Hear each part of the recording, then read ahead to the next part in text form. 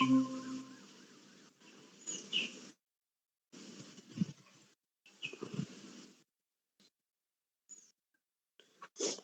चावला भाई कल का हो गया।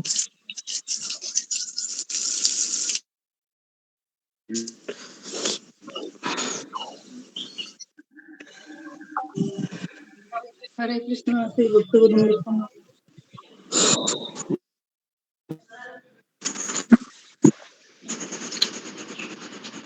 प्रभु जी आपका आवाज क्लियर नहीं है। अशोक प्रभु जी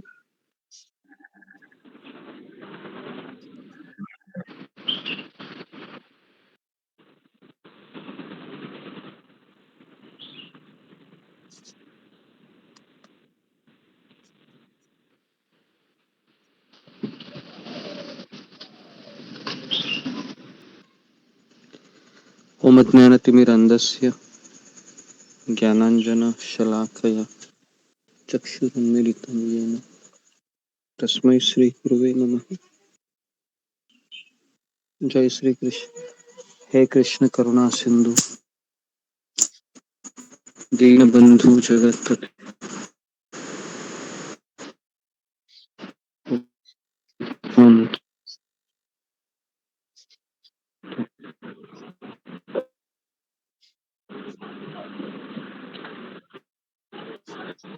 सप्तकां गौरांगी राधे वृंदावनेश्वरी वृषभानुसुते देवी प्रणमामि हरिप्रिये।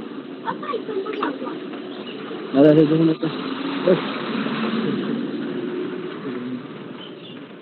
लवकर ये।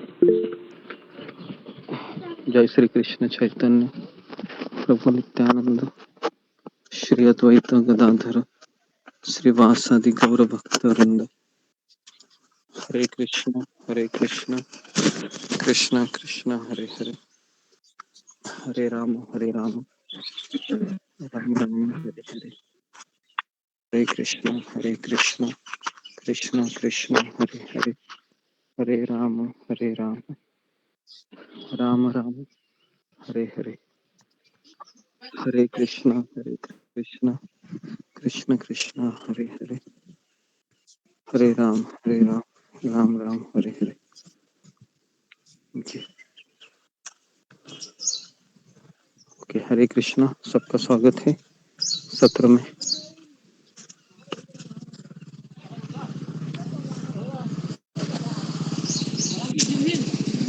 तो आगे बढ़ने से पहले हम शचीसुत अष्टकम वापस गाते हैं। तो गौर पूर्णिमा को कुछ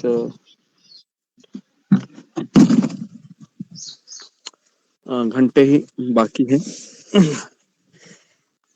जी सब लोग कैमरा को ऑन कीजिए, माइक को बंद कीजिए।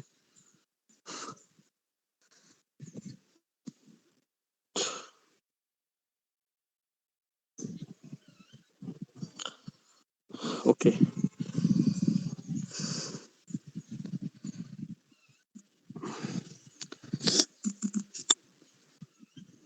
तो मैं इस भजन को गाता हूँ और फिर हम आज चैतन्य महाप्रभु की लीलाएं हैं उसके ऊपर हम थोड़ा सा आज चर्चा करेंगे।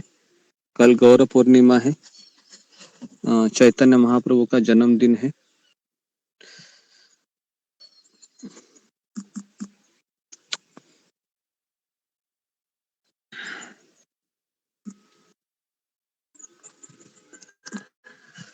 ओके, नवगौरवरं नवपुष्पशरं नवभावधरं नवलास्यपरं नवगौरवरं नवपुष्पशरं नवभावधरं नवलास्यपरं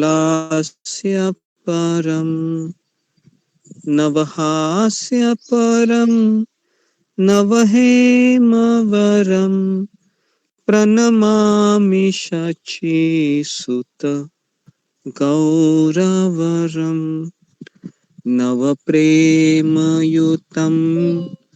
नवनीतशुचं नववेशकृतं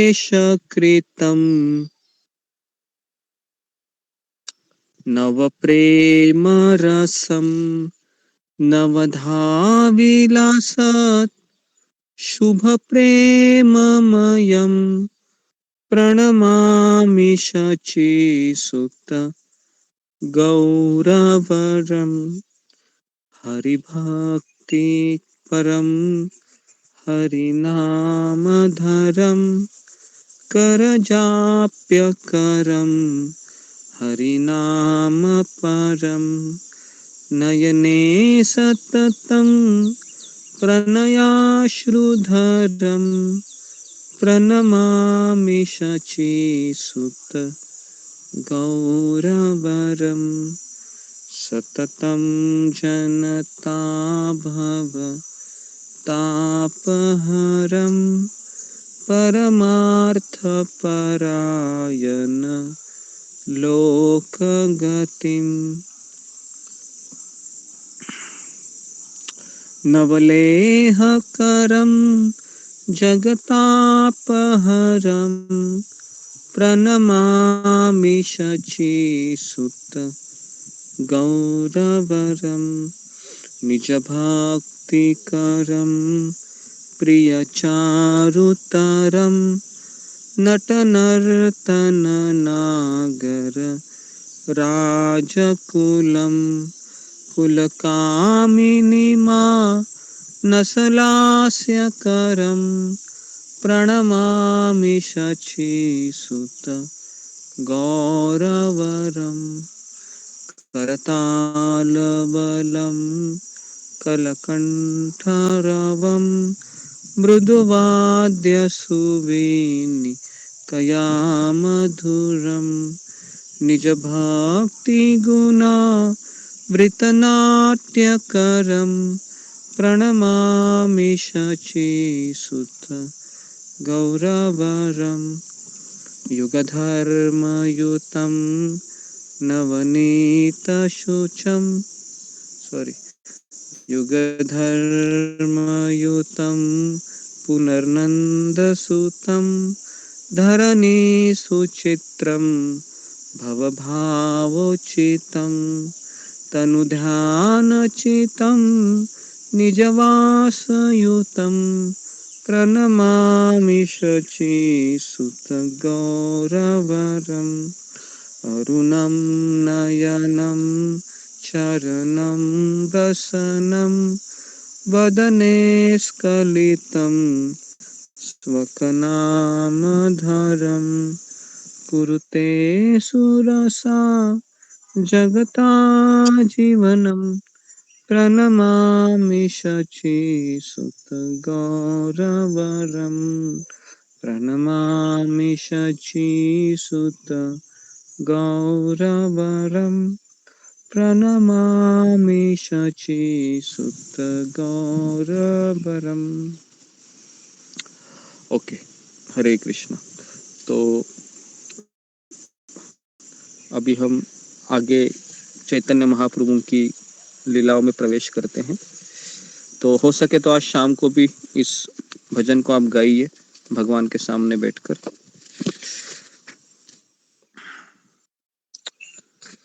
तो कल हम इनकी जन्म कथा करेंगे, चैतन्य महाप्रभु की, उनकी किस तरह से उनका जन्म हुआ। तो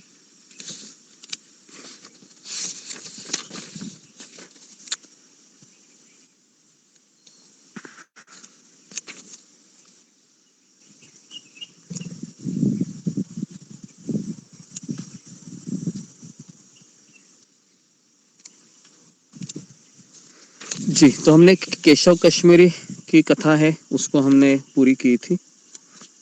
तो इसके आगे है कि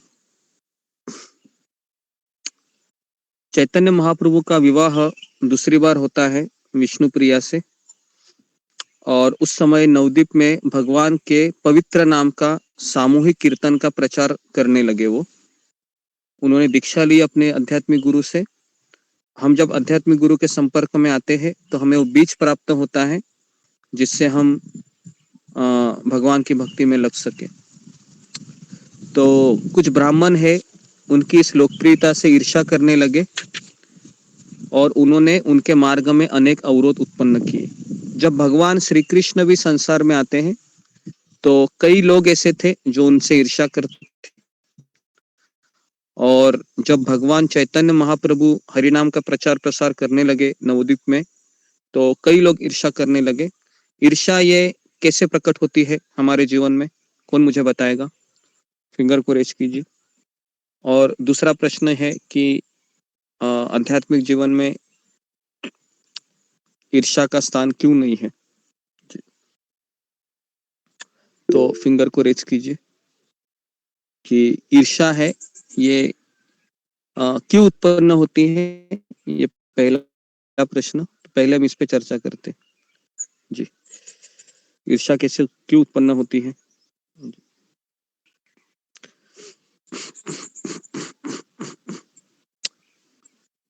जी, प्रफुल्ला बेहरा।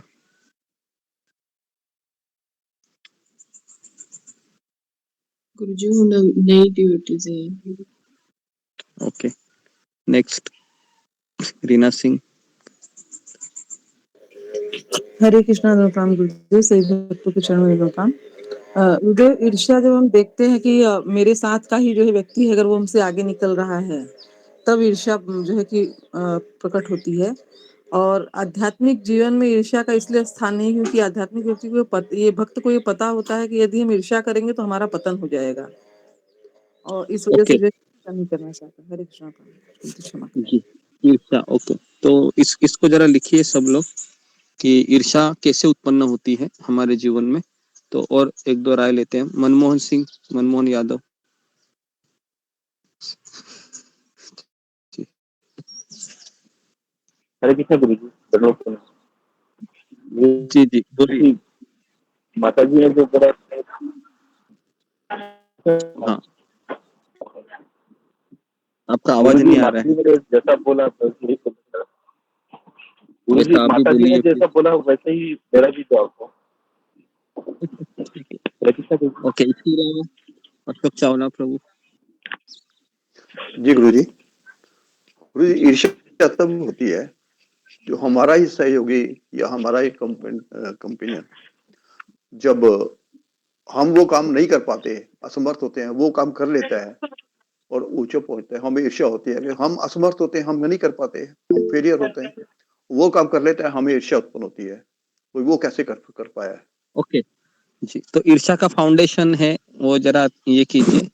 ईर्ष्या है वह कैसे उत्पन्न होती है? तो इसका अर्थ यह है कि जब हम, जो हमारे से भी किसी के पास अगर ज्यादा है ना, हमारे से भी किसी के पास ज्यादा है, चाहे फिर वो सुंदरता हो, धन हो, या कोई भी ऐश्वर्य हो, है ना, और जब हम उनको देखते हैं तो स्वाभाविक रूप से हम तुलना करते हैं।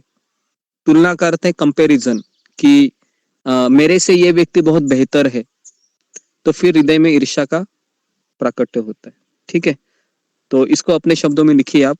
हम जब किसी से भी तुलना करते हैं अपनी, जब हम हमारी तुलना हम जब किसी व्यक्ति से करते हैं किसी भी संदर्भ में, तो हमारे में ईर्ष्या उत्पन्न होती है। ईर्ष्या, ओके। और ईर्ष्या ये कौन से जानवर में पाई जाती है? खास करके ऐसा एक जानवर है जो बहुत ईर्ष्यालु होता है, और उस जानवर का नाम है सांप, है ना, सांप। ये इसमें ज्यादा पाई, इसके लिए, है ना, अगर आप कालिया का एपिसोड देखोगे ना, कृष्ण और कालिया, तो उसमें ऐसा वर्णन आता है कि कालिया है वह बिल्कुल है ना, भगवान के प्रति बहुत ईर्ष्या करता था। और जी, और दूसरी चीज है कि आ, हाँ, अभी मेरा अगला सवाल है कि आध्यात्मिक जीवन में ईर्ष्या कैसे उत्पन्न होती है? ये मेरा अगला सवाल है जी। इसको फिंगर को रेज कीजिए। आध्यात्मिक जीवन में ईर्ष्या कैसे उत्पन्न होती है? इसी के कॉन्टेक्स्ट में आप थोड़ा सोचिए, आपको उत्तर मिल जाए। जी, सुलेखा। हरे कृष्ण गुरु जी, दंडवत प्रणाम। जब जब कोई भक्त बहुत अच्छा गाता और मुझे गाना नहीं आता है तो मुझे ईर्ष्या होती है, मतलब ये मैं बता रही हूँ। जी गुरु जी, हरे कृष्णा, धन्यवाद। ओके, ये उदाहरण हो गया। आध्यात्मिक जीवन में ईर्ष्या कैसे उत्पन्न होती है जी। ओके, मीनाक्षी रावत। हरे कृष्ण गुरुजी, धन्यवाद प्रणाम, सभी भक्तों को धन्यवाद प्रणाम। गुरुजी, जब हम स्टार्टिंग में आपने बताया था कि जब हम आते हैं तो हम खुद को कुछ समझते नहीं है, सोचते हैं जो ये भक्त है ये महान है और मैं कुछ भी नहीं हूँ। लेकिन धीरे धीरे जब हम देखते हैं कि हम में भी कुछ गुण हैं तो फिर हम खुद को कुछ समझने लगते हैं, कुछ योग्य समझने लगते हैं, जिसके कारण हम सोचते हैं कि इनको अगर इनकी तारीफ हो रही है, इनको प्रशंसा मिल रही है तो मुझे क्यों नहीं मिल रही है। तो इस तरह से शायद फिर ईर्ष्या होती है अगर सामने वाले भक्त की तारीफ होती है और हमारी नहीं होती, क्योंकि हमारी ये सोच हो जाती है कि मैं भी योग्य हो गई हूँ, तो फिर मन में ईर्ष्या उत्पन्न होती है। हरे कृष्ण गुरु जी, धन्यवाद। ओके, तो जी, तो बेसिकली मुझे एक उत्तर चाहिए था, सटीक आंसर। तो ये उदाहरण दे रहे हैं आप, थोड़ा सा मुझे जी इसके विपरीत और किसी का उत्तर है जी। रेखा बंडाले। हरे कृष्णा गुरुजी, दंडवत प्रणाम, सभी भक्तों को दंडवत प्रणाम। गुरुजी, मतलब हमारे मतलब जो भक्त है वो हमसे बाद में आया है और हमसे ज्यादा प्रगति कर रहा है, तो कभी कभी ऐसा होता है कि हमें उसको देख के ईर्ष्या होने लगती है, तो वो हो सकता है शायद। ओके, ये भी एक उदाहरण हो गया जी। वृषाली तट। हरे कृष्ण गुरु जी, दंडवत प्रणाम, सभी भक्तों को दंडवत प्रणाम। गुरु जी, आप हमें भक्ति में यही सिखाते हो कि हम सेवकों के सेवक है। जो जब ये भाव खत्म होता है, हम अपने आप को स्वामी समझने लगते हैं, तो ईर्ष्या आती है। जी ओके जी, तो बेसिकली भक्ति में ईर्ष्या कैसे उत्पन्न होती है, तो इसका आप क्वेश्चन में आंसर में लिखिए कि जब कोई भक्त है हमसे आगे जाता है, या किसी भक्त में अगर बहुत अच्छे गुण पाए जाते हैं, या फिर भक्त समुदाय में वो हमसे भी ज्यादा लोकप्रिय हो रहा है, तो फिर एक भक्त के भीतर ईर्ष्या उत्पन्न हो सकती है या होती भी है जी। तो इसको जरा आप लिख लीजिए। भक्त समुदाय में भी अगर कोई मुझसे अच्छा गाता है, अच्छा बोलता है, या फिर काफी लोकप्रिय हो रहा है वो, या फिर वह मुझसे पहले आया हो, या नहीं मुझसे बाद में आया, और अभी ये बहुत आगे जा रहा है, आगे जा रही है, तो फिर एक बद्ध जीव है, एक साधक है, उसके मन में ये विचार आते हैं कि फिर वह उससे ईर्ष्या करते हैं। ईर्ष्या का सही प्राकटीकरण क्या है? उसका फेस लुक है ना, वो चेंज हो जाता है, बराबर है। उसका फेस देखिए आप, जिसका ईर्ष्या होता है ना, वो किस तरह से, खास करके सब में पाया जाता है, लेकिन लेडीज में ईर्ष्या ज्यादा होती है। पुरुष में अहंकार ज्यादा होता है और लेडीज में ईर्ष्या ज्यादा होती। ओके, तो इस तरीके से ये थोड़ा सा ईर्ष्या के ऊपर कहा। और गीता में भगवान यही कहते हैं कि अर्जुन, मैं तुमको ये ज्ञान इसलिए दे रहा हूं क्योंकि तुम ईर्ष्यालु नहीं हो, है ना, ईर्ष्या नहीं है तुम्हारे में, इसलिए तुम गीता का ज्ञान लेने के लिए योग्य हो, योग्य कैंडिडेट हो, इस तरीके से। ठीक है, तो आगे बढ़ते अभी हम लीला में। तो इस तरीके से उस समय काफी लोग हैं वह निमाई या चैतन्य महाप्रभु की लोकप्रियता से ईर्ष्या करने लगे, और उन्होंने उनके मार्ग में अनेक अवरोध उत्पन्न किए। तो जैसे ही कोई ईर्ष्यालु व्यक्ति अगर हमको लगता है, तो मुझे क्या करना चाहिए? तो मुझे, अगर कोई व्यक्ति अगर मेरे से ईर्ष्या कर रहा है, तो हमें उनसे कुछ दो डिस्टेंस दूर रहना चाहिए। ओके, जैसे युधिष्ठिर महाराज और दुर्योधन का उदाहरण दिया जाता है महाभारत में। तो युधिष्ठिर महाराज है, वह हमेशा दुर्योधन को अपना भाई के जैसे ही मानते थे, लेकिन दुर्योधन ये हमेशा ईर्ष्या रखता था युधिष्ठिर के प्रति, और हमेशा भीम, पांडवों के प्रति हमेशा ईर्ष्या रखता था। तो ईर्ष्या ये ऐसा अवरोध है या ऐसा अवगुण है, जिससे हम कितनी भी माला करेंगे ना, तो हमारे हृदय में कभी भक्ति का बीज अंकुरित नहीं होगा। तो इसलिए हमें ईर्ष्या से ऊपर उठना चाहिए, खास करके, है ना। जैसे आपने कितने लोगों ने देखा है अपने बच्चों में कि अगर किसी बच्चे को ज्यादा मिठाई मिलती है या फिर है ना ज्यादा खिलौने मिलते हैं, तो आपने देखा है कि फिर एक बच्चा है दूसरे बच्चे को बात नहीं करता है या झगड़ा करता है ना। तो ये एग्जाम्पल भी आप समझ सकते हो, ठीक है जी। तो अभी नवद्वीप के मुसलमान लोग काजी है ना, इनके पास वो चले गए। तो उस समय मुसलमान लोगों का बोलबाला था पश्चिम बंगाल में या पूरी भारत में उस समय, है ना। हम जब शिवाजी महाराज का इतिहास पढ़ते हैं तो उस समय भी आदिल शाह, निजाम शाह, तो ऐसे मुगलों के राजा उस समय राज्य करते थे। तो काजी के पास सब नवद्वीप के लोग चले गए और पठानों का शासन था, तो राज्यपाल था नवाब हुसैन शाह। तो मुसलमान काजी ने ब्राह्मणों की इस शिकायत की गंभीरता से ले लिया और फिर शुरू में उसने निमाई पंडित के अनुयायियों को हरिनाम का जोर जोर से कीर्तन करने की मनाही की कि आप लोग इस तरीके से कीर्तन नहीं कर सकते रोड पर, है ना, बराबर है। कुछ लोग ऐसा करते हैं कि तुम लोग जोर जोर से कीर्तन करेंगे तो तुम्हारा तो भगवान है वह क्या होंगे, भगवान है वह जग जाएंगे और आपको भस्म करेंगे, तो इसके लिए भगवान को भी सोने दो और आप भी सो जाइए, है ना।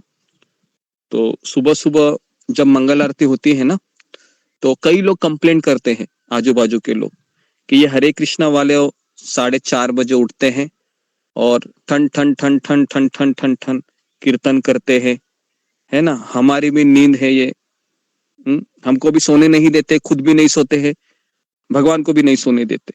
तो इस तरीके से कई बार लोग कंप्लेंट करते, पुलिस कंप्लेंट करते हैं, है ना।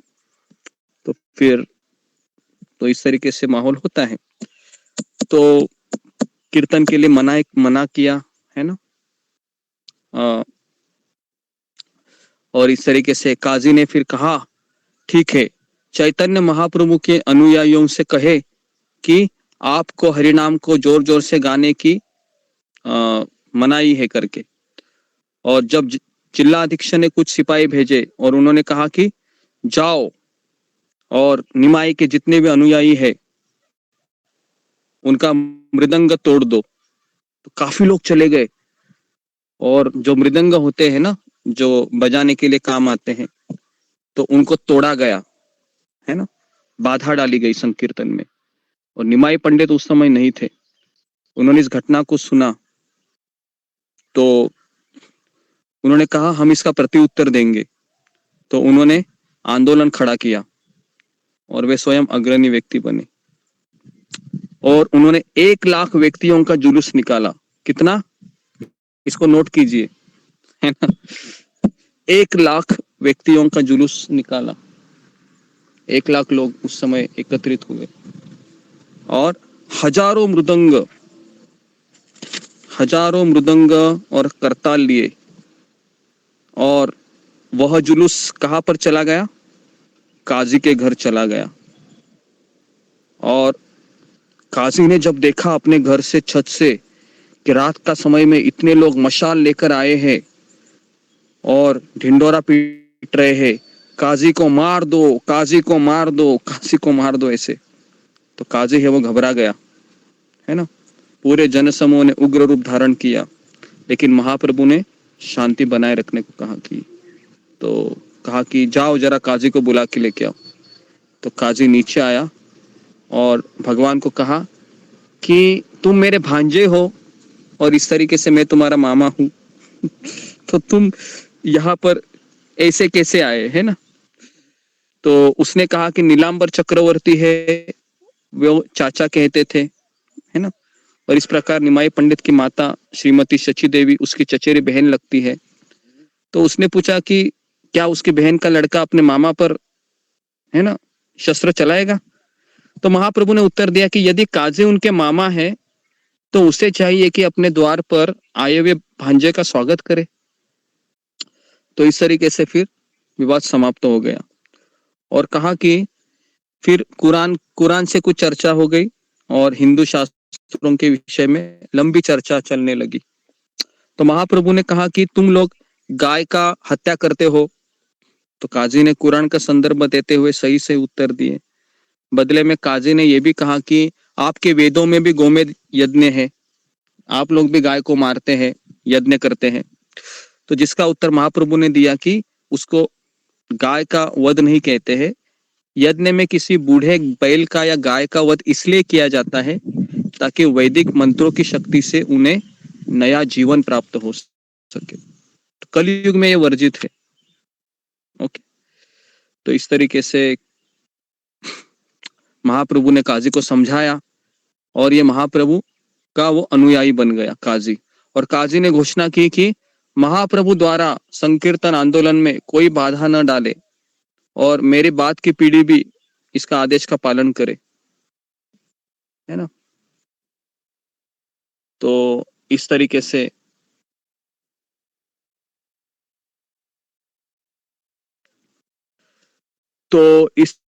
से ये जो हिंदू मुसलमान के दंगे के समय भी संकीर्तन का कोई विरोध नहीं किया फिर उसके पश्चात, है ना।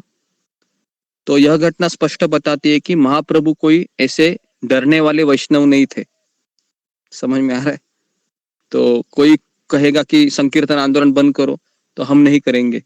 आपको पता है, जब कौन मुझे बताएगा, हरिदास ठाकुर को जब बताया गया कि तुम संकीर्तन आंदोलन बंद करो तो क्या उन्होंने उत्तर दिया? फिंगर को रेज कीजिए।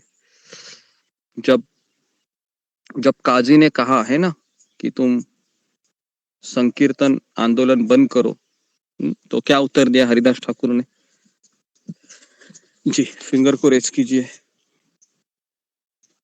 जी,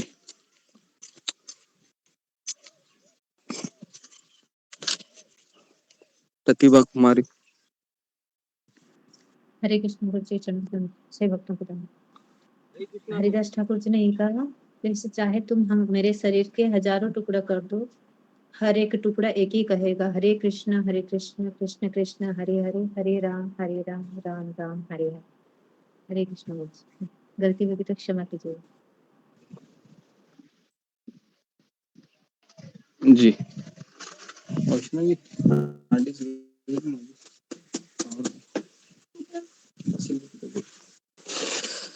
ओके। और सुमिता सिन्हा। हरे कृष्ण गुरु जी दंडवत प्रणाम, सभी भक्तों को दंडवत प्रणाम। ये तो गुरु जी मेरा भी यही उत्तर है गुरु जी, जो प्रतिभा माता जी ने बोला कि उन्होंने यही बोला था कि मेरे जो टुकड़े टुकड़े करोगे ये तो हर एक टुकड़ा हरि नाम का कीर्तन करेगा गुरु जी। हरे कृष्ण गुरु जी दंडवत प्रणाम।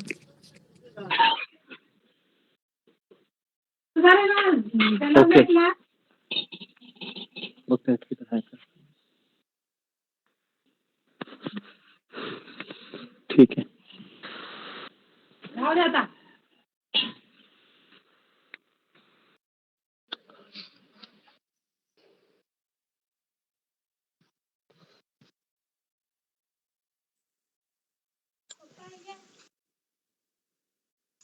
एक मिनट।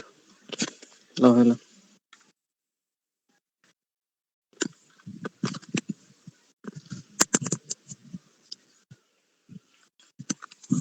जी, तो आप सबको पता है वो कथा हरिदास ठाकुर जी की। तो जब नवाब हुसैन शाह ने कहा था हरिदास ठाकुर जी को कि आप हरि नाम को लेना छोड़ दीजिए, है ना, मैं आपको मेरे राज्य में जितनी संपत्ति है वो भी दूंगा और आप है ना, एक आपको हमारे राज्य में एक बड़ी पोस्ट भी दूंगा, लेकिन लेना छोड़ दो। तो ये बहुत सुंदर उत्तर दिया कि हरिदास ठाकुर कहते हैं कि अगर आप मेरे शरीर के हजारों टुकड़े करें और उसमें से और एक टुकड़ा उठाइए,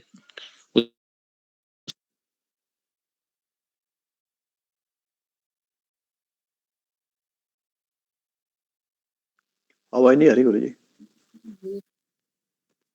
हरे कृष्ण। आवाज नहीं आ रही? अब आ रही है, अब ठीक है गुरुजी।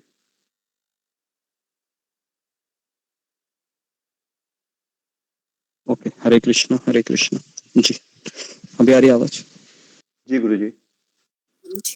जी, तो मैं कह रहा था कि हरिदास ठाकुर जी है, उनको बादशाह ने कहा था कि मैं आपको पूरी संपत्ति भी दूंगा, एक अच्छा पोस्ट दूंगा, आप इस हरिनाम को लेना छोड़ दीजिए। लेकिन हरिदास ठाकुर ने कहा कि नहीं, आप मेरे शरीर के करोड़ों टुकड़े भी करेंगे, हर एक टुकड़ा हरि नाम लेगा।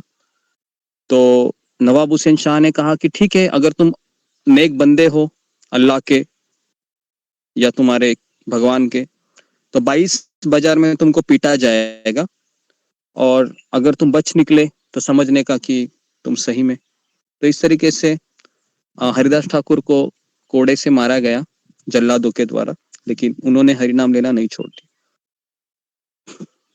तो अगर हमको कोई कहेगा आप हरिनाम छोड़ दीजिए, है ना, तो हमें क्या करना चाहिए? ये फिंगर को रेज कीजिए। अगर आपको कहे कि आप हरिनाम लेना छोड़ दीजिए, क्या करेंगे? जी,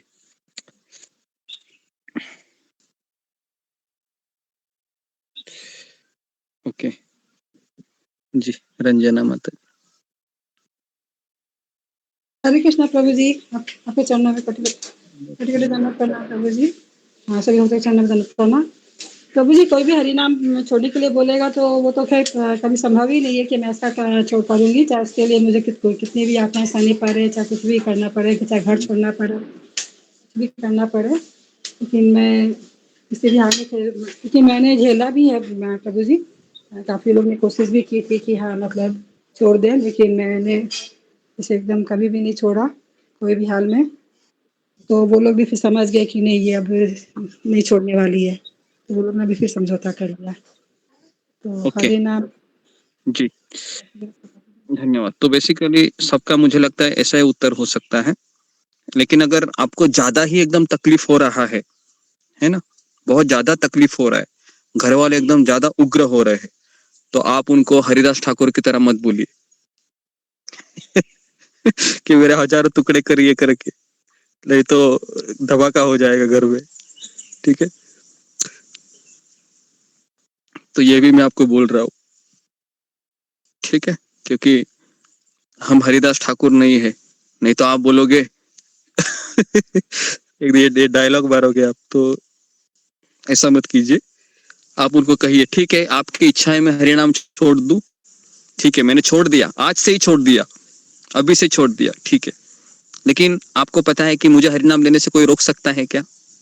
कोई नहीं रोक सकता है। आप तो उनको कहने के बाद भी आप मन में भी कर सकते हैं, बराबर है, या फिर वो जब आपके सामने नहीं है तब भी कर सकते हैं। लेकिन आप उनको चैलेंज करोगे तो पता है वो क्या करेंगे? फिर आपको बहुत, है ना, कोशिश करेंगे वो। तो इसलिए थोड़ा सा दिमाग भी लगाना चाहिए, क्योंकि हम, नहीं तो आप बोलोगे हरिदास ठाकुर ने ऐसे ही कहा था, लाओ किचन से चाकू लाओ, करो मेरे टुकड़े, देखो ऐसे नहीं होगा। ओके, तो इस तरीके से ये जो चैतन्य महाप्रभु है ना, तो उन्होंने इस तरह से काजी को बहुत अच्छा सबक सिखाया। तो महाप्रभु कोई भीरू वैष्णव नहीं थे, है ना। और फिर इस तरीके से काफी लोग थे उस समय नवद्वीप में जो संकीर्तन आंदोलन का विरोध कर रहे थे। तो चापल तथा गोपाल नामक दो ब्राह्मण थे महाशय, जो महाप्रभु के मामा भी लगते थे। तो उनको कोढ़ हो गई, कोढ़ मतलब कुष्ठ रोग हो गया, क्योंकि उन्होंने अपराध किए थे बहुत वैष्णव के प्रति, खास करके श्रीवास ठाकुर के प्रति। तो उनको कोढ़ की बीमारी हो गई, लेकिन बाद में उन्होंने पश्चाताप किया। उन्होंने कहा कि महाप्रभु हम आपकी शरण में आए हैं, हम देखो हमारी क्या हालत हुई है। तो कहा कि यह हालत मेरी शरणागति से नहीं जाएगी, तुम श्रीवास ठाकुर के चरणों में जाओ, उसके द्वारा तुम इससे निकल जाओगे। तो इस तरीके से फिर भगवान ने उन्हें अपनी शरण ले ली। तो इस तरीके से उस मंडली के 2 प्रमुख नेता थे, हरिदास ठाकुर और नित्यानंद प्रभु। तो हम सबको पता है इन दोनों ने फिर पूरे नवद्वीप में प्रचार प्रसार किया और जगाई और मधाई जैसे जो नीच ब्राह्मण थे उनको भी भगवान का भक्त बनाया। तो नित्यानंद त्रयोदशी के दिन हमने इस कथा को की थी। तो इस तरीके से गृहस्थ जीवन में महाप्रभु ने अधिक चमत्कार नहीं दिखाए जिनकी आशा ऐसे महापुरुषों से की जाती है।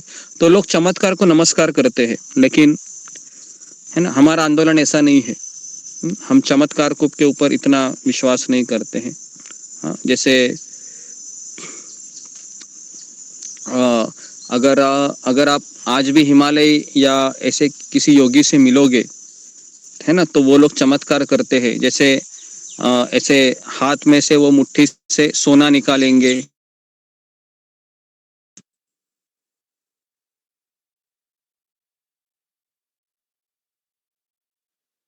गुरुजी आवाज बंद हो गई।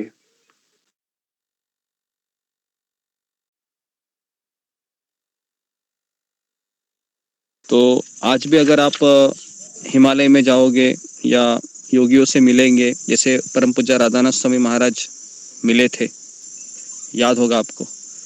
तो राधानाथ स्वामी महाराज जब मिले थे, एक क्या उनका नाम था, बाल योगी करके थे, है ना, जो अपने पूरे बॉडी को, है ना, रोक रहे थे, खास करके जो सांस लिए जाते हैं, है ना। तो काफी लोग वहां पर एकत्रित हुए थे कि आधा घंटा हो गया, 40 मिनट हो गए, है ना, ऐसे पूरे मृत व्यक्ति के लक्षण दिख रहे हैं इसमें। तो ऐसे चमत्कार काफी लोग करते हैं। आज भी आप जाओगे, है ना, जैसे जब राधानाथ स्वामी महाराज इनसे मिले थे वो नागा बाबा से, तो नागा बाबा है वो हवा से 6 फीट ऊपर उठते हैं और हवा में तैरते हैं वो। तो अगर आप देखोगे इनको ऐसे, तो आपकी आंखें एकदम खड़ी की खड़ी रहेगी, है ना। लोग उनको भगवान भी मानेंगे, अरे भगवान है करके, देखो देखो देखो देखो देखो देखो। तो ये सब सिद्धियां होती है। तो हमें सब प्रभुपाद की दया से पता चला है कि क्या असली है क्या नकली है। ओके, तो इसलिए चमत्कार को दुनिया नमस्कार करती है, लेकिन वैष्णव चमत्कार को नमस्कार नहीं करता है, वह परिवर्तन को नमस्कार करता है। अगर मुझ में परिवर्तन आ रहा है तो फिर मैं इसको अपनाऊंगा, ठीक है। तो इस तरीके से वो इसको देखता है। तो इस तरीके से महाप्रभु ने चमत्कार नहीं दिखाए, लेकिन एक बार श्रीवास ठाकुर के घर में जब संकीर्तन अपनी चरम सीमा पर था, तो उन्होंने एक आश्चर्यजनक चमत्कार दिखाया। उस समय उन्होंने भक्तों से पूछा कि क्या भोजन ग्रहण करना चाहिए, तो बताया कि ग्रहण करना चाहिए, है ना। तो बहुत भूख लगी थी उस समय, तो सारे भक्तों ने कहा कि हम आम खाएंगे, आम ग्रहण करेंगे। तो उन्होंने आम की गुठली मंगवाई, किन्होंने, चैतन्य महाप्रभु ने। और उस समय आम का सीजन नहीं था, तो आम की गुठली ला दी और उन्होंने श्रीवास के आंगन में उसे बो दिया, और तुरंत ही उस बीज से एक पौधा अंकुरित होने लगा। देखते ही देखते पौधे ने एक पूर्ण विकसित आम के वृक्ष का रूप धारण किया, और जो भक्तगण ग्रहण कर सके उससे भी कहीं ज्यादा पक्के फलों के भार से वो पौधा झुका हुआ था।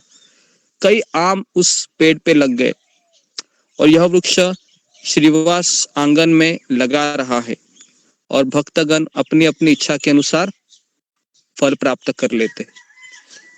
समझ में आ रहा है आपको? कितने लोगों को आम का वृक्ष देखना है जो महाप्रभु ने लगाया था 500 साल पहले, और एक दिन में वो बड़ा हो गया, है ना। ऐसे एक दिन में ही बड़ा हो गया, एक दिन में ही उसके भीतर बहुत सारे आम लगने लगे, है ना। आप इमेजिन कीजिए, है ना, बराबर है। और ऐसा वर्णन आता है उस आम में कोई गुठली भी नहीं थी, उस आम में कोई छिलका भी नहीं था, ऐसे वो आम थे, बराबर है जी। तो गोलोक वृंदावन में आप जाओगे ना, तो ऐसे ही आम रहते हैं, है ना। गोलोक वृंदावन के आम में कोई गुठली नहीं होती है ना। और वहां पर आम ऐसे कोई बेचते भी नहीं है 1000 रुपए किलो, 900 रुपए किलो, जैसे आम का सीजन अभी आएगा, है ना, बराबर है। तो इस तरीके से भगवान की दुनिया है ना। तो जी, तो ये चमत्कार दिखाया था उन्होंने, इन्होंने महाप्रभु ने। ओके, तो इस तरीके से एक समय की बात है कि निमाई जब अपने छात्रों को पढ़ाते थे तो हमेशा वह राधा रानी के भाव में चले जाते थे और गोपियों का नाम लेने लगते थे वो। तो कुछ विद्यार्थी जो उनके शिष्य भी थे उन्हें मिलने वहां आए और कहा कि महाप्रभु को गोपियों का नाम उच्चारण करते देखा, गोपी गोपी गोपी गोपी गोपी गोपी ऐसे कुछ कहने लगे। तो उन्होंने महाप्रभु से पूछा कि गोपियों का नाम लेकर आप क्यों कीर्तन कर रहे हैं, आप कृष्ण का कीर्तन करो ना।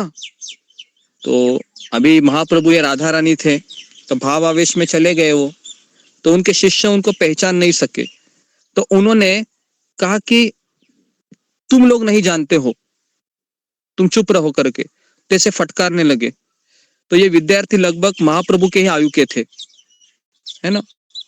तो अतएव वे भ्रमवश उन्हें अपने समकक्ष समझ बैठे और फिर उन्होंने कहा कि आज से हम महाप्रभु के क्लास में नहीं जाएंगे। और महाप्रभु के विषय में सब द्वेषपूर्ण बातें फैलने लगे।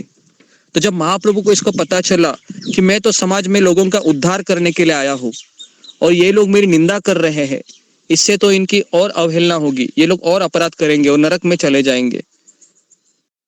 तो इसलिए उन्होंने सोचा कि मेरा ध्येय तो पतित आत्माओं का उद्धार करना है, तो इन्हें कैसे आध्यात्मिक लाभ होगा। लेकिन अगर मैं संन्यास लूंगा तो ये लोग मेरा सब नमस्कार करेंगे, मुझे प्रणाम करेंगे और इस तरीके से इन लोगों का उद्धार हो सकता है। तो उसी समय महाप्रभु ने डिसाइड किया कि मैं संन्यास लूंगा, मैं संन्यास लूंगा। और 500 वर्ष पूर्व समाज की दशा आज की तरह गिरी हुई न थी। उन दिनों लोग सन्यासी का आदर करते थे, अभी कोई सन्यासी का आदर नहीं करते। अभी कोई सन्यासी अगर घर पे जाता है ना भिक्षाम देही करके, तो पहले उसको ऐसे देखते हैं कि चोर है या कौन है, डाकू है या डकैती है, क्योंकि अभी चोर डाकू भी सन्यासी के बेस में घूम रहे हैं, है ना। तो इसलिए अभी तो हम किसी के ऊपर, है ना, भरोसा नहीं करते, है ना। एक बार एक माँ अपने बच्चे के साथ जा रही थी और उस समय सामने से गौरांग प्रभु आ रहे थे, है ना। तो बेटे ने माँ से पूछा कि माँ ये गेरवा वस्त्र पहना हुआ और सर मुंडवा हुआ ये व्यक्ति कौन है। तो माँ ने उत्तर दिया, बेटा ये भूत है ना।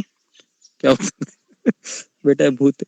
तो कहा कि ये बेटा जब आगे चलकर इस्कॉन मंदिर में जाएगा तो ये इसको इस्कॉन मंदिर कैसा लगेगा, भूत बंगला लगेगा, है ना, क्योंकि वहां पर तो सब ऐसे ही लोग घूमते हैं, बराबर। तो इसलिए ये हमारा कर्तव्य है कि हमको नॉलेज देना चाहिए छोटे बच्चों को कि देखो भाई ये लोग है वो समाज के रचयिता है, ये लोग गीता पढ़ाते हैं, भागवत पढ़ाते हैं, है ना। तो इस तरीके से वो सन्यास ग्रहण करने की सोचने लगे महाप्रभु। और उस समय वो केशव भारती नामक मायावादी संप्रदाय के एक सन्यासी जो कटवा में निवास करते थे, है ना। हम पिछले साल कटवा में गए थे, तो जहां पर प्रतिभा माता जी रहती है, तो उस समय हम कटवा में गए थे। तो महाप्रभु सीधा कटवा चले गए और वहां पर उन्होंने केशव भारती उनके घर पहुंचे जब, तो महाप्रभु ने उनसे कहा कि मुझे सन्यास प्रदान कीजिए। तो यह मात्र औपचारिकता थी, तो सन्यास सदैव किसी अन्य सन्यासी से ग्रहण किया जा सकता है। यद्यपि महाप्रभु को इसी प्रकार की सन्यासी औपचारिकता की कोई आवश्यकता नहीं थी, लेकिन जन समुदाय के सैंक्शन के लिए उन्होंने ये किया। तो केशव भारती ने सन्यास ग्रहण किया, यद्यपि वे वैष्णव संप्रदाय के नहीं थे। तो इस तरीके से कटवा में उनके बाल सबसे पहले काटे गए और बाल वो आज वो किसी ने, है ना, जमीन के भीतर उसको काट दिए हैं। और उसका नाम था, जिसने महाप्रभु के बाल को काटा, क्या नाम था उनका? मधु नदी जी, तो उनका नाम था। तो इस तरीके से जब वो महाप्रभु के बालों को काट रहा था तो वो भी रो रहा था, क्योंकि आप सोचिए भगवान के बाल कैसे होंगे, इमेजिन कीजिए, कल्पना कीजिए, है ना। हमारे बाल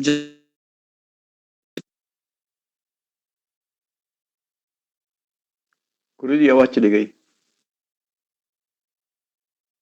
बराबर है। बोलते हैं कि क्या ये मेरा बदनसीब है ना, कि मुझे इसके साथ साथ बाल को भी खाना पड़ता है। तो इसलिए अगर आप डीटी किचन में काम करते हैं, भगवान के लिए अगर खाना बनाते हैं मंदिरों में, तो वहां पर एक नियम है कि जितनी भी लेडीज वहां पर भगवान के लिए रसोइया बनाती हैं, तो वहां पर उनको अपने बालों को अच्छे से बांध के उसके ऊपर एक कपड़ा रखना पड़ता है, ताकि कोई बाल उसके भीतर गिरे ना। ओके। तो इस प्रकार अपने 24वें वर्ष की समाप्ति पर माघ मास के महाप्रभु ने संन्यास आश्रम स्वीकार किया, और इस आश्रम को स्वीकार करने के बाद वे भागवत धर्म के उपदेशक बन गए। लेकिन जब वो संन्यास ले रहे थे तो उस समय उनकी पत्नी विष्णुप्रिया और उनकी माँ शची देवी, इनको ये ज्ञात नहीं था, तो उन्होंने अपने गृहस्थ जीवन के सभी सुखों का बलिदान किया। उस समय विष्णुप्रिया कितने साल की थी? तो वर्णन आता है वो 16 साल की थी, और महाप्रभु 24 साल के थे, है ना।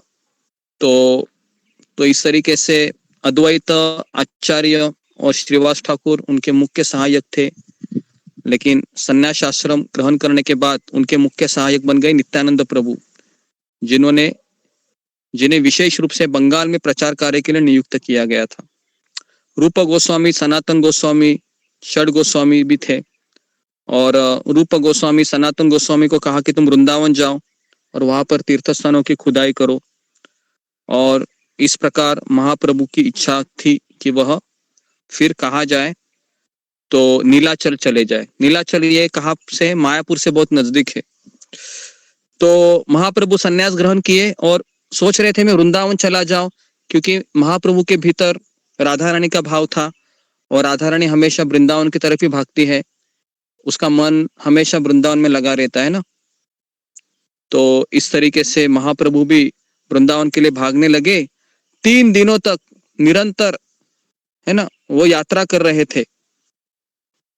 तो जब वो वृंदावन जाने का विचार में पूर्ण भावावेश में थे, तो नित्यानंद प्रभु ने सोचा कि ये महाप्रभु अगर वृंदावन जाएंगे तो समाज के लोगों का उद्धार कैसे होगा, क्योंकि ये एक बार महाप्रभु वृंदावन गए तो वापस आने का कोई नाम नहीं होगा। तो इसलिए उन्होंने सोचा कि हम महाप्रभु का जो मार्ग है उसको बदल देंगे। तो इस तरीके से उन्होंने कहा कि आप है वह ये शांतिपुर के लिए मार्ग दिखाया गया। और जब वो स्नान कर रहे थे महाप्रभु नदी में, गंगा में, तो महाप्रभु ने सोचा कि ये जो दंडा है ये मेरे स्वामी क्यों धारण करे, है ना। तो मेरे स्वामी को इस संन्यास दंडे की क्या आवश्यकता है ना, खाली फुकट ये भार है उनके ऊपर। तो उन्होंने सोचा, उस दंडे को कहा कि तुम मेरे स्वामी का भार हो, तो इसके लिए मैं तुमको तोड़ दूंगा। तो नित्यानंद प्रभु ने क्या किया, संन्यास दंडा को तोड़ दिया और गंगा में फेंक दिया। और जैसे महाप्रभु स्नान करके आ गए, नित्यानंद प्रभु को कहे कि कहाँ है मेरा दंडा। तो नित्यानंद प्रभु ऐसे देखते रह गए और कहा कि मैंने उसको तोड़कर फेंक दिया। महाप्रभु इतना गुस्सा हुए और कहे कि तुम मेरे साथ आगे नहीं चल सकते। तो इस तरीके से अभी आप बोलोगे कि ये ऐसे कैसे हो रहा है, ये झगड़ा क्यों कर रहे, तो वापस कह रहा हूं कि आध्यात्मिक जीवन में भी झगड़े होते हैं, लेकिन आध्यात्मिक जीवन में राधा रानी कृष्ण का भी कलह होता है। नित्यानंद प्रभु, उसके पश्चात अद्वैत आचार्य भी थोड़ा बहुत, है ना, एक दूसरे में झगड़ा जैसा वातावरण क्रिएट करते हैं। महाप्रभु भी गुस्सा होते हैं, लेकिन ये गुस्सा है ये हमारी तरह नहीं होता है। उसका प्लेटफॉर्म होता है आध्यात्मिक जीवन, उसका केंद्र होता है आध्यात्मिक जीवन। इसलिए हम इसको अपने जीवनी से तुलना नहीं कर सकते। तो इस तरीके से महाप्रभु ने कहा कि आप चले जाइए। तो इस तरीके से फिर जब महाप्रभु है वह अद्वैत प्रभु के घर चले गए और वहां पर कुछ दिन ठहरे, और जब उनकी माँ को पता चला कि मेरा पुत्र है वह सन्यास लिया, तो अपनी पत्नी से भी नहीं मिले वो। देखो आखिरी बार है, मिलना था लेकिन नहीं मिले। तो लेकिन जाने के समय उन्होंने कहा कि ये मेरा विग्रह है या मेरी पादुका है, तो पूजा के लिए नहीं। महाप्रभु पत्नी से भी मिले, सॉरी यहाँ पर लिखा है पत्नी से मिले वो, है ना, जब सन्यास लेते जाने के समय आखिरी बार मिले और कहे कि ये मेरी पादुका है, इसकी तुम पूजा करो, है ना। तो फिर उनकी माँ उनसे अद्वैत प्रभु के घर में मिली, और उनकी माँ ने जब देखा मेरे पुत्र को कि पूरा सर मुंडवा दिया है, गेरवा वस्त्र पहना है, तो बहुत दुखी हो गई, रोने लगी, क्योंकि उनका पति भी नहीं था। एक बेटा था वो सन्यास लिया, दूसरा बेटा भी सन्यास लिया, अभी मैं कैसे जीऊंगी। तो सोच सोच कर वो रोने लगी, इतना पूरा नवद्वीप रोने लगा कि निमाई ने सन्यास लिया, निमाई हमें छोड़कर जा रहा है। हाँ, एकदम ऐसा वातावरण बन गया कि, है ना, अगर आपको तो मैं आपको वो सन्यास लीला का अगर वर्णन आपको सुनना है ना, इतना भावात्मक वर्णन है वो कि आपको भी रोना आ जाएगा, किस तरह से भगवान वो सन्यास लेते हैं। तो चैतन्य चरितामृत में कल वो प्रसंग है, तो कल हम प्रसंग पढ़ेंगे डिटेल में सन्यास लीला का, किस तरीके से भगवान सन्यास लेते हैं, है ना। तो उसके पहले और एक कथा है, इंसिडेंस है जो हुआ था श्रीवास ठाकुर के घर, क्योंकि ये दिन भर कीर्तन करते थे चैतन्य महाप्रभु नवद्वीप में, और रात को ये श्रीवास ठाकुर के घर में कीर्तन करते थे, रात को सोते नहीं थे। महाप्रभु बोल रहे हम रात को क्यों सोए, हाँ, क्या सोने में अपना जीवन व्यर्थ गंवाना है। तो इस तरीके से फिर सबने डिसाइड किया, जी जी जी आप सही कह रहे हैं, हम सोएंगे नहीं। तो इस तरीके से श्रीवास ठाकुर के आंगन में जितने भी चुने हुए लोगों को बुलाया गया, और चुने हुए लोग हैं वह उस समय कीर्तन किया करते थे रोज रात को, और सूर्योदय का पश्चात ये कीर्तन रुक जाता था, सोते नहीं थे बिल्कुल। तो आप ऐसा मत कीजिए, आप सोइए, है ना, जल्दी सोइए जल्दी उठिए। ओके, तो श्रीवास ठाकुर के घर में कीर्तन होने लगा, और इस तरीके से एक समय की बात है कि श्रीवास ठाकुर का पुत्र का देहांत हो जाता है रात के समय ही। तो सारी स्त्रियां है वो रोने लगती है, श्रीवास ठाकुर की पत्नी है ना मालती माता जी, मालती देवी दासी, वो भी रोने लगती है। और श्रीवास ठाकुर को तो वो तो कीर्तन में धुंध थे, तो किसी ने श्रीवास ठाकुर के कान में आकर कहा, श्रीवास तुम्हारा पुत्र है वह मर गया है। तो जैसे ही सुना तो उनको ये विचार आया कि ठीक है पुत्र तो मर गया, लेकिन अभी महाप्रभु का कीर्तन है, इतना अच्छे से हो रहा है, तो इनके आनंद में बाधा नहीं आनी चाहिए। तो इस तरीके से वो अंदर चले गए, और सारी लेडीज रोने लगी, जोर से रोने लगी। कहा कि शांत हो जाओ, अगर आप लोगों के रोने से महाप्रभु का कीर्तन डिस्टर्ब हो गया तो मैं गले में पत्थर डालकर गंगा में कूद जाऊंगा रात को ही। अभी आप बोलोगे कि कैसा ये पिता है ना, लेकिन मैं वापस कह रहा हूं, ये रिश्ते हैं ना, ये रिश्तों से भी बड़ा रिश्ता फॉलो कर रहे थे। अभी हम इसका इमिटेशन नहीं कर सकते हैं, हम इसका अनुकरण नहीं कर सकते। ओके, तो बड़ा रिश्ता है भगवान का और भक्त का, है ना। ये सब लोग नित्य सिद्ध भक्त है ना। तो इस तरीके से जब बच्चा मर गया है तो वापस श्रीवास ठाकुर आ गए और कीर्तन करने लगे जैसे कुछ हुआ ही नहीं। और फिर 1 घंटे के पश्चात, 2 घंटे के पश्चात महाप्रभु ने कहा कि श्रीवास, आज मुझे तुम्हारे घर में नृत्य करते हुए आनंद नहीं आ रहा है, बताओ कुछ तो ऐसा है जो तुम्हारे घर में कुछ तो अपशकुन हुआ है। तो श्रीवास ठाकुर ने कहा, नहीं महाप्रभु कुछ नहीं है, सब बढ़िया है। तो फिर किसी भक्त ने महाप्रभु को आकर कहा कि महाप्रभु ये श्रीवास का बच्चा मर गया है। क्या, कब मर गया? बोलते 3-4 घंटा पहले। बताया नहीं मुझे? श्रीवास तुमने मुझे क्यों नहीं बताया? श्रीवास कहता है कि मैं कैसे बताऊँ आपको, आप इतना अच्छा नृत्य कर रहे थे, मैं कैसे आपके आनंद में बाधा डाल सकता हूँ। और इस तरीके से महाप्रभु जोर से रोने लगे। महाप्रभु रोकर कहने लगे कि श्रीवास, आपके जैसा भक्त मुझे कहाँ मिलेगा, जो अपनी सुखों की कामनाओं को छोड़कर मेरे सुखों के बारे में सोच रहा है ना। तो इस तरीके से महाप्रभु और है ना गदगदित हो गए और उनके आंखों से आंसू आने लगे, है ना। उन्होंने श्रीवास ठाकुर को जोर से गले लगाया कसकर और कहा कि मुझे एक दिन आपको छोड़ना पड़ेगा। तो काफी भक्त लोग वो सोचने लगे कि ऐसा क्यों बोल रहे हैं महाप्रभु। तो महाप्रभु ने उस समय इंडिकेशन दिया था कि मैं आप लोगों को छोड़कर जगन्नाथपुरी जाऊंगा।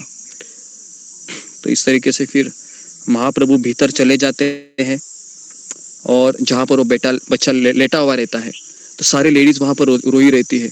महाप्रभु वहां पर आकर कहते हैं, बच्चे को पुकारते हैं, कहते उठ, क्यों तुम सो रहे हो, देखो तुम्हारे माता पिता हैं वह रो रहे हैं।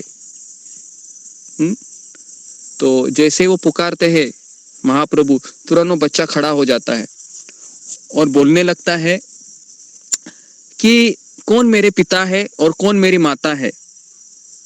प्रकृति के दैववश मुझे ये शरीर मिला था, कुछ समय के लिए मैं इनके पास रुका, कुछ समय मैंने यहाँ पर व्यतीत किया,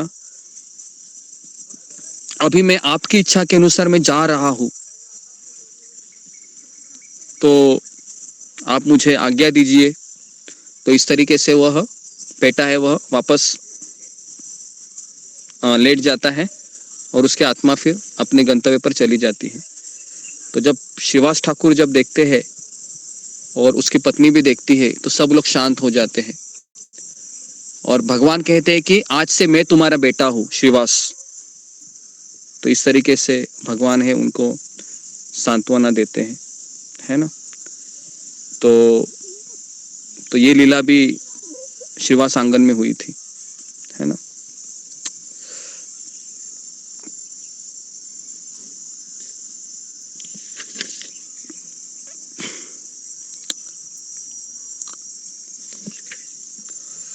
तो उसके पश्चात फिर उनकी माँ से मिले वो अद्वैत प्रभु के घर में।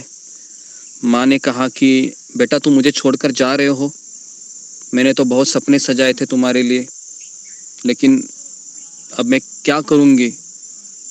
तो महाप्रभु ने कहा कि देखो माँ, तुम जहां बोलोगे वहां पर मैं रहूंगा। तो उस समय शची माता ने कहा कि तुम वृंदावन मत जाओ, तुम जगन्नाथपुरी चले जाओ, क्योंकि नवद्वीप से जगन्नाथपुरी बहुत नजदीक है, तुम्हारी खबर मुझे मिलती रहेगी। तो इस तरीके से माँ की आज्ञा के अनुसार वह जगन्नाथपुरी चले गए और वहां पर उन्होंने अपना केंद्र बनाया। क्योंकि जगन्नाथपुरी का भाव क्या है, जगन्नाथपुरी का भाव क्या है, कौन मुझे बताएगा, फिंगर को रेज कीजिए। जगन्नाथपुरी का भाव क्या है?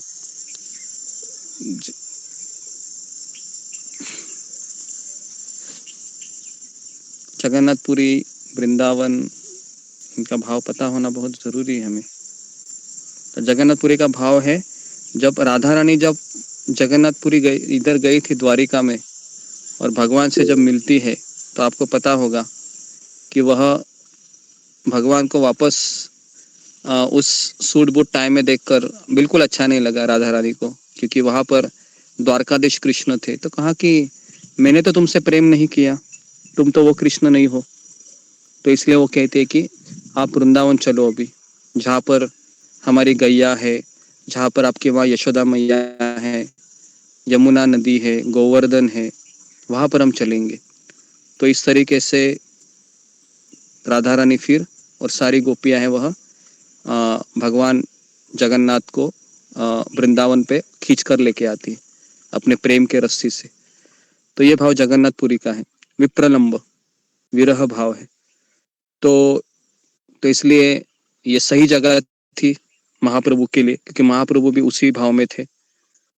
तो इसलिए उन्होंने फिर जगन्नाथपुरी में आकर फिर उन्होंने बहुत सारी लीला की और फिर सभी नवद्वीप के निवासी शोक सागर में डूब गए और बड़ी पत्थर भरी हृदय से है ना, उन्होंने महाप्रभु को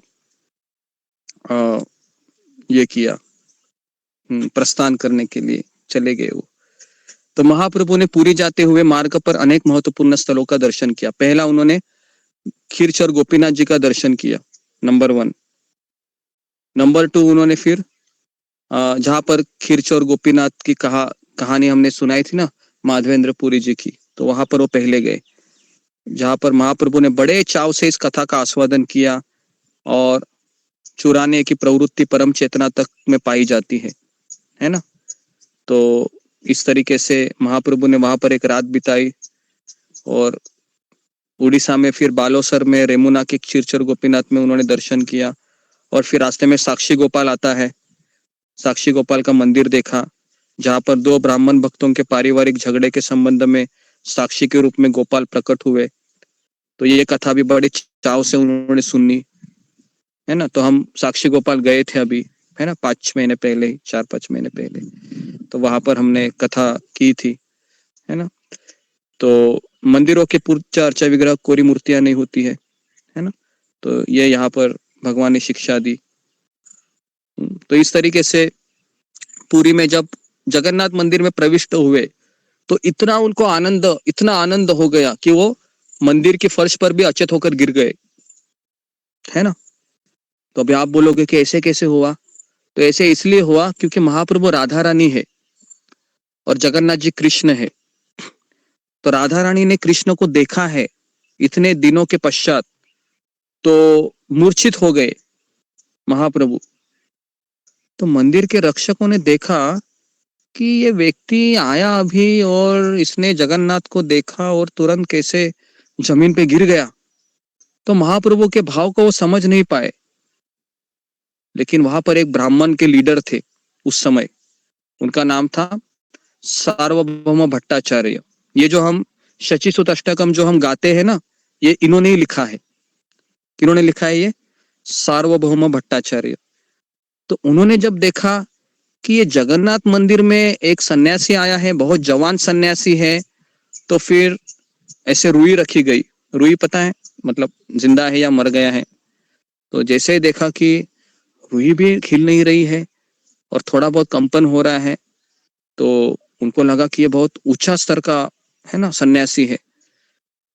तो चैतन्य महाप्रभु की तरुण अवस्था की कांति से आकृष्ट हो गए और समझ गए कि ये कोई उच्च कोटि का भक्त है। तो क्योंकि मुक्त आत्मा ही ऐसे दिव्य भाव प्रदर्शित कर सकता है। तो भट्टाचार्य ने बुलाया सबको, इधर इधर आ जाओ, जरा जरा इनको। इस तरीके से मंदिर के रखवालों ने कहा कि जी हम इनको उठाते हैं, और कहा कि आप इनको डायरेक्ट मेरे घर लेके चलिए। तो सार्वभौम भट्टाचार्य के घर लेकर चले गए और इनकी मूर्छित अवस्था का बहुत निरीक्षण किया। और महाप्रभु को तुरंत ही भट्टाचार्य के पास ले जाने के पश्चात जब वह उनके दिव्य भावों की सूक्ष्म परीक्षा करना चाहते थे, क्योंकि कभी कभी धूर्त भक्त भी अबोध जनता को आकृष्ट करने के लिए इस तरह के विकारों की नकल करता है। तो भट्टाचार्य जैसे विद्वान ऐसे धूर्तों का पता लगा लेते हैं और पता चल जाने पर उन्हें तुरंत ही अस्वीकृत कर देते हैं। तो कभी कभी ढोंगी लोग भी ऐसा करते हैं, ऐसे गिर जाएंगे और आप बोलोगे बाप रे बाप रे बाप रे बाप रे, कितना महान भक्त है, गिर गया। तो अभी ऐसे ही होता है मार्केट में, है ना। तो इस तरीके से ऐसा कहा जाता है कि अगर आपको फॉलोअर चाहिए, किसी पेड़ पकड़ लेना और 5 दिन उधर बैठ जाना सन्यासी वस्त्र पहन के, है ना, ओम हरिओम कहकर, पूरी भीड़ लगेगी वहां पर, बराबर है।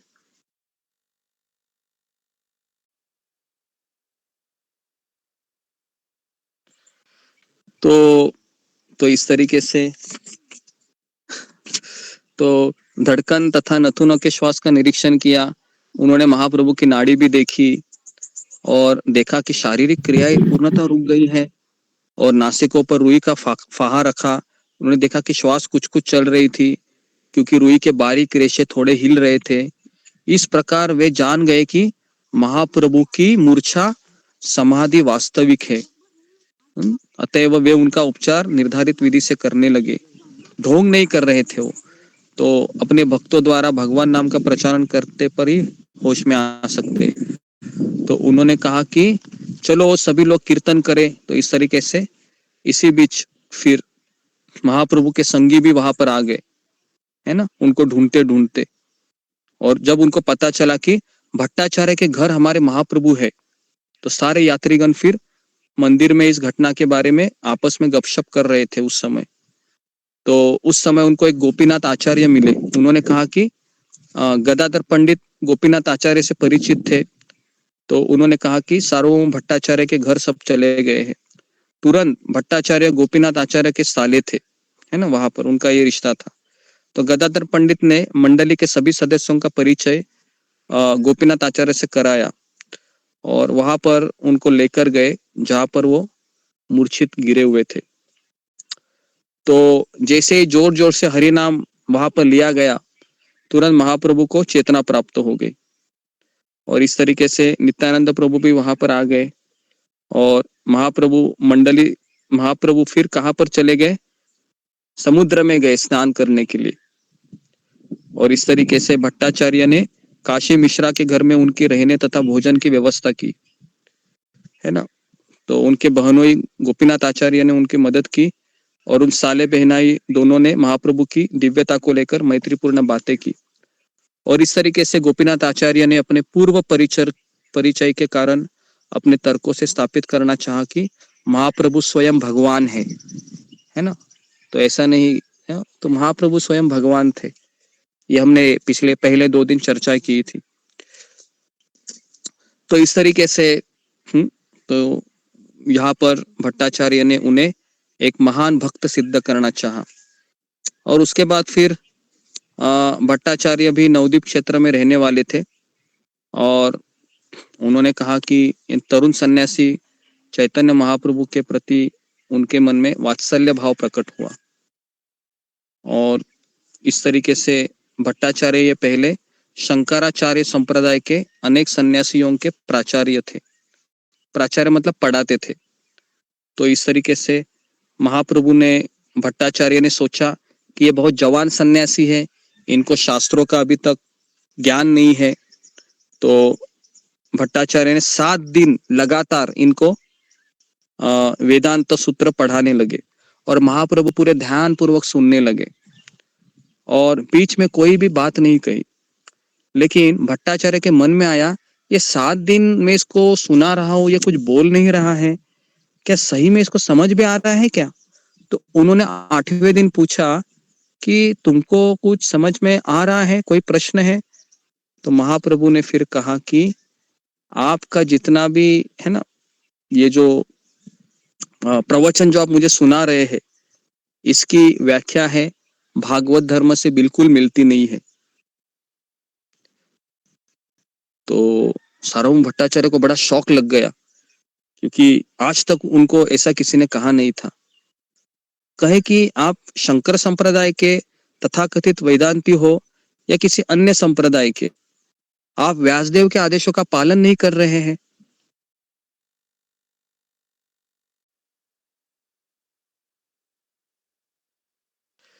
तो इस तरीके से महाप्रभु ने सार्वभौम भट्टाचार्य को जोर से चपराक लगाई कि आप ऐसा क्यों कर रहे हो, ऐसा नहीं करना चाहिए। तो भट्टाचार्य बहुत विद्वान होने के कारण लोकप्रिय भी थे, तो उनको ये बात समझ में नहीं आई। तो कहा कि तुम इस तरीके से क्यों, है ना, पहले फिर चुपचाप रहे। तो कहा कि मैं जानबूझकर चुपचाप रहा ताकि आप पहले अपना मत व्यक्त करें।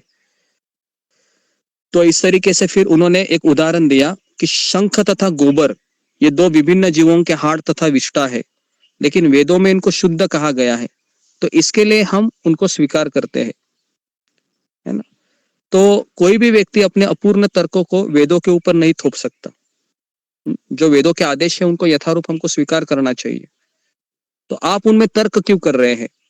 तो इसलिए आपके जितने भी वेदांत के ऊपर जो व्याख्या है मायावादी है, वो गलत है। तो इस तरीके से महाप्रभु ने जो शंख तथा गोबर का उदाहरण दिया, है ना, तो यदि कोई तर्क करे कि गाय का गोबर शुद्ध है, अतः विद्वान ब्राह्मण का मल उससे भी अधिक पवित्र होना चाहिए, तो ये हम इसको स्वीकार नहीं कर सकते, महाप्रभु ने कहा, है ना, क्योंकि शास्त्रों में केवल गाय का गोबर ही बताया है। तो इस तरीके से सार्वभौम भट्टाचार्य पूरी तरीके से परास्त हो गए और उन्होंने फिर महाप्रभु से दीक्षा लिया और कहा कि आप भगवान हो करके, है ना। तो ये कुछ लीलाएं हैं जो मैंने आपके समक्ष प्रकट की भगवान की। तो यहाँ पर मैं रुक जाता हूँ, तो हमारा समय हो रहा है। तो ये कैसा लगता है आपको, ये भगवान की लीला सुनने को अच्छा लगता है? चैतन्य महाप्रभु बहुत अद्भुत लगता है गुरु जी, बहुत अद्भुत। हरी बोलो गुरु जी। तो ये कुछ लीलाएं हैं जो आपने शायद पहली बार सुनी होगी आज, या फिर शायद इसके पहले भी शायद आपने सुनी भी होगी कुछ कुछ चीजों से, प्रवचन से। यूट्यूब में भी अवेलेबल है। अगर आप यूट्यूब में कई भक्तगण गौर कथा करते हैं तो उस पे आप ये सब चीजें सुनेंगे, है ना। तो कल भगवान का जन्मदिन है, तो कल हमें जल्दी उठना भी, उपवास भी करना है। तो और कल होली का भी उत्सव रहेगा, तो अपनी चेतना को महाप्रभु में लगाइए और उपवास कीजिए। और सुबह हम कथा करेंगे वापस, गौर कथा, जितना हो सके उतना भगवान की कथा सुनते रहेंगे, पढ़ते रहेंगे, और इस तरीके से हम कल का दिन इसी में व्यस्त रखेंगे। ठीक है, किसे कुछ कहना है, पूछना है? जी जी, वृषाली तट। हरे कृष्ण गुरु जी, महाप्रभु के पार्षदों को पता नहीं था कि पता था क्या वो भगवान है स्वयं, और उनके पार्षदों को क्या ये पता था कि उनका जो आध्यात्मिक स्वरूप क्या है? मैं वापस कह रहा हूँ, जब भगवान की लीला में जब उनके पार्षद होते हैं तो उनके ऊपर एक योग माया का प्रभाव होता है, जिससे वह भगवान का अपना संबंध भूल जाते हैं। जैसे यशोदा मैया है, वो भी भूल जाती है कि कृष्ण भगवान है। तो उसी तरीके से ये जितनी भी भगवान के भीतर की जो लीलाएं हैं हम सुन रहे हैं ना, तो इसमें वो लोगों को पता नहीं होता है कि कृष्ण निमाई है, भगवान है करके, बस वो उनसे प्रेम करते हैं, है ना। लेकिन महाप्रकाश लीला आती है, तो मैं आपको महाप्रकाश लीला का भी वर्णन कराता हूँ, जो जिसमें स्वयं चैतन्य महाप्रभु शिवास ठाकुर के घर ही जाकर कहते हैं कि जो जिस सिंहासन पर राधा कृष्ण बैठे थे, तो उसी सिंहासन पर वो बैठ जाते और कहते कि मैं भगवान हूं करके, और इस तरीके से कई लोगों को फिर बुलाते हैं वहां पर। तो बहुत सुंदर वो प्रसंग है, तो वो भी मैं कल आपको सुनाता हूँ, महाप्रकाश लीला यहाँ पर महाप्रभु की, और संन्यास लीला, और गंभीरा में भी भगवान लीला करते हैं। साउथ इंडिया लीला भी है, बहुत सारे हैं, दक्षिण भारत लीला भी है। देखते हैं कल कितना कवर हो पाता है, तो बाकी की बची हुई लीला हम बाद में करेंगे। गुरु जी, ठीक है, तो महाप्रभु जी ने जगन्नाथ जी का दर्शन ये पहली बार लिया था क्या? जो यहाँ अचेतन अवस्था में वो गए थे, आपने बताया अभी, क्या संन्यास लेने से पहले भी लिया था क्या? संन्यास लेने के पहले नहीं आए थे, वो पहली बार आए थे वो जगन्नाथ जी का दर्शन करने के लिए।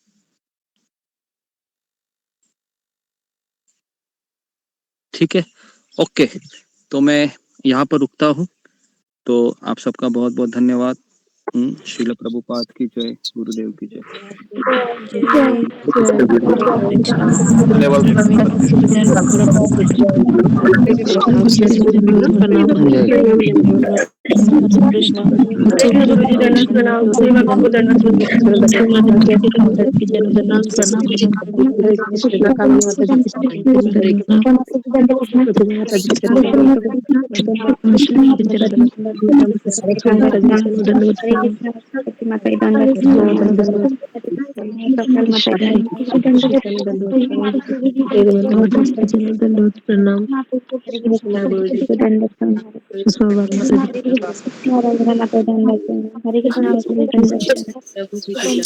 हरे कृष्ण हरे कृष्ण। हरे कृष्ण सुषमा माता दंडवत प्रणाम। मामनी माता जी। हरे कृष्ण मामनी माता दंडवत प्रणाम। गुरुदेव के चरण दंडवत प्रणाम, सभी प्रभु के चरण दंडवत प्रणाम, सभी माता के चरण दंडवत प्रणाम।